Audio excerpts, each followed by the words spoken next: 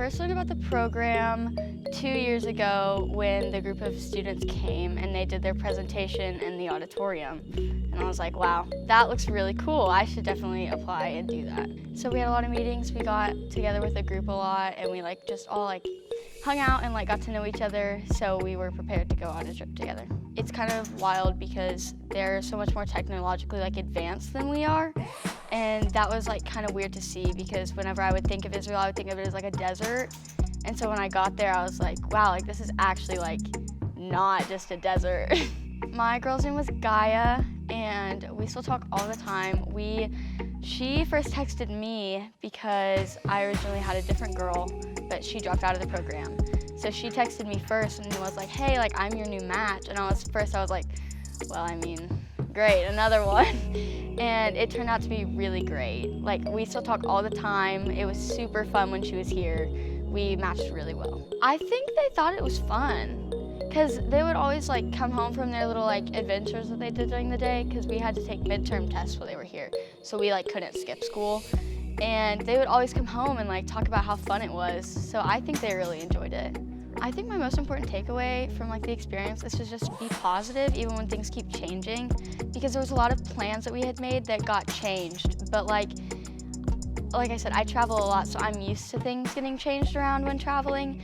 And I think it's really important to be positive, even though, because you're in a different country, you still are doing things that most people don't get to do. So you just need to be positive about it while you're there. I think I value the friendships that I made because I made friends with a bunch of upperclassmen that I don't think I would have even thought oh, I should go talk to them if I hadn't. And I made a bunch of different friends from across the world too. It took a lot of fundraising and a lot of donations from different people. So the donations were very helpful. I sold candy, I sold bracelets.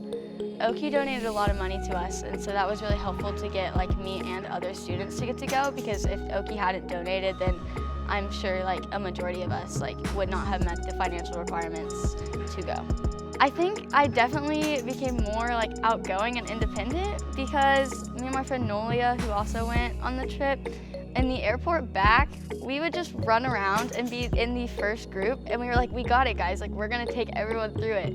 So I definitely think we became more independent because you don't have your parents there to do it for you, so you had to do it all on your own. So I think one of the ways that I definitely thought it was different was I thought they were all more quiet and reserved. I don't know where I got that, but when I went there, I realized that they're a lot outgoing, and they just they'll go walk around the streets at night until the middle of the night, and I'm we're just walking on the street right now, in the middle of the city. It was a little scary, but we did it. So I definitely think it was different because they're a lot more outgoing and personable than I thought they were going to be. But I think one of my favorite memories was when we were riding camels. That was really fun. Or when the entire exchange group, us and our Israelis, we played hide and seek in the dark. And you're basically just running around in a dark room full of obstacles for an hour. It was really fun. I ran into walls multiple times. I like falafel. Most of the people on the trip didn't like falafel, but I liked it. So I think falafel was one of my favorites.